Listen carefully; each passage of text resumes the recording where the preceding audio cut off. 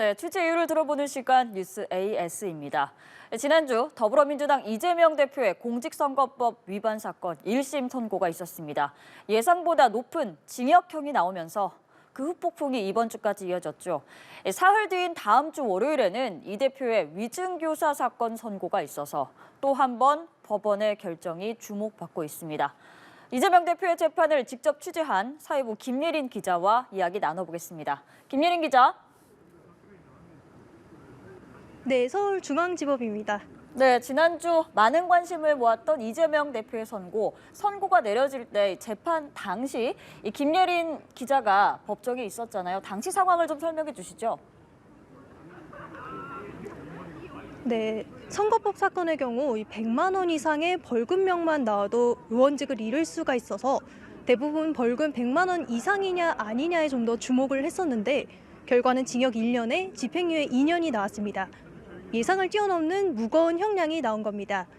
당시 선고법정은 100석 규모였고요. 취재진과 방청객들로 꽉 찬 상태였는데요.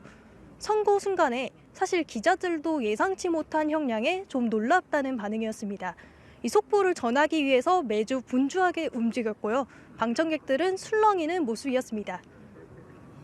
선고 소식은 실시간으로 법원 기자실과 인근 집회 현장에도 전해졌는데 이 지지자 집회에서는 가짜뉴스가 아니냐면서 믿을 수 없다는 반응이 나왔고 또 반대 집회에서는 환호성이 터지면서 반응이 극명하게 엇갈렸습니다. 이 대표는 선고가 끝난 뒤에도 한참을 재판부 쪽을 바라보면서 법정을 뜨지 못하는 모습을 보이기도 했습니다. 재판 방청객들이 먼저 빠져나와서 이 대표가 나오기만을 기다렸는데 이 대표는 이후에 지지자 집회에 들릴 예정이었지만 그 계획을 취소하고 바로 국회로 복귀했습니다. 네, 이재명 대표는 어제 이재명 대표가 항소장을 제출했고 검찰도 오늘 항소의 뜻을 밝혔어요. 네, 선고 일주일이 지난 오늘까지가 항소 기한 마지막 날인데 이 대표에 이어서 검찰도 오늘 항소장을 냈다고 밝혔습니다. 이 대표는 선고가 너무 과도하다는 거고 반대로 검찰은 더 무거운 형을 선고해야 한다는 건데요. 양측은 2심에서 더 치열한 법적 공방을 벌일 것으로 보입니다. 쟁점은 먼저 김문기 전 처장과의 골프와 관련된 발언이 있고요. 또 백현동 사업과 관련해서 국토부의 압박이 실제로 있었는지 여부입니다. 이 대표 측은 자신의 이 골프 사진이 조작됐다는 취지의 발언을 1심 재판부가 골프를 친 것처럼 조작했다고 받아들인 건 지나친 확대 해석이라고 주장하고 있고요. 검찰은 이 대표의 발언 중에 고 김문기 씨를 몰랐다는 게 그 김 전 처장과의 공적 사적 행위를 부인한 것임을 입증하겠다는 입장입니다. 2심 재판은요, 내년에 본격적으로 시작될 것으로 보입니다. 네, 이재명 대표의 1심 선고 아직 끝난 게 아니죠. 다음 주 월요일 위증교사 사건의 1심 결론이 나오는데요. 이 사건 쟁점도 소개해 주시죠. 네, 이 사건은 22년 전 일명 검사 사칭 사건으로 거슬러 올라갑니다. 분당 파큐브 특혜 분양 사건을 취재하던 KBS PD가 고 김병량 전 성남시장에게 전화를 걸어서 검사를 사칭한 사건인데 당시 변호사로 활동하던 이 대표는 여기에 가담한 혐의로 벌금 150만 원의 유죄 판결을 받습니다. 그런데 2018년 경기도지사 후보 토론회에 나가서 이 사건을 두고 자신이 누명을 썼다고 말했고요. 결국 공직선거법상 허위사실 공표 혐의로 재판에 넘겨졌다. 2020년에 대법원에서 무죄를 확정받습니다. 이 재판 과정에서 김 전 시장의 수행비서를 지낸 김진성 씨가 이 KBS랑 김 전 시장 사이에서 이 대표를 주범으로 몰자는 협의가 있었다는 취지로 증언을 했는데요. 이 증언이 거짓이고 이 대표가 무죄를 받기 위해 이 김진성 씨에게 위증을 요구했다는 게 이 대표 혐의의 핵심 내용입니다.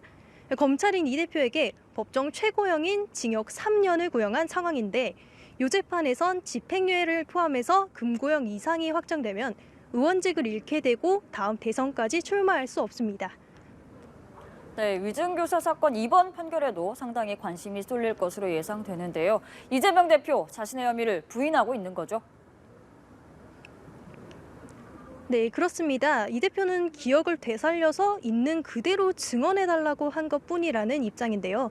검찰이 김진성 씨와의 그 통화 녹취를 짜깁기 해서 기소했다면서 혐의를 줄곧 부인해왔습니다.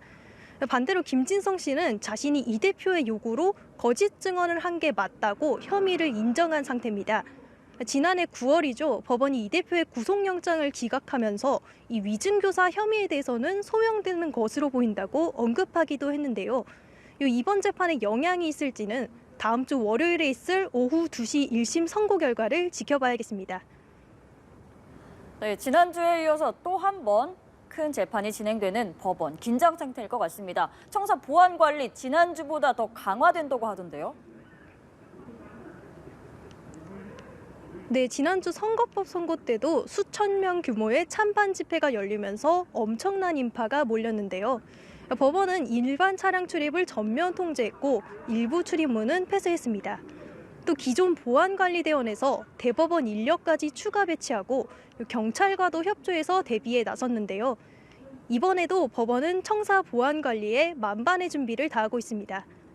지난 선거 때 많은 민주당 의원들이 법원을 찾았고요. 이 대표가 법원에 출석할 때 이 의원들이 주위를 둘러싸면서 포토라인 인근에서 소란이 좀 있었는데요. 다음 주에는 질서 유지를 위해서 이 대표 주변에 서는 의원들의 동선까지 안내할 계획인 것으로 전해집니다. 취재진의 인원도 제한됩니다. 사전 등록을 받아야만 법정 출입과 촬영이 허가되는데 또 법원은 지난주에 허가받지 않은 드론 촬영이 있었다면서 추가로 청사 내 드론 촬영은 엄격하게 금지한다고 강조했습니다. 선고 생중계 여부도 관심이었죠. 재판부는 지난주에 이어 다음 주 선고도 생중계는 허용하지 않겠다고 밝혔습니다. 오늘은 여기까지 듣겠습니다. 김 기자 고맙습니다. 네, 뉴스이스 지금까지 사회부 김예린 기자 연결해서 이야기 나눠봤습니다.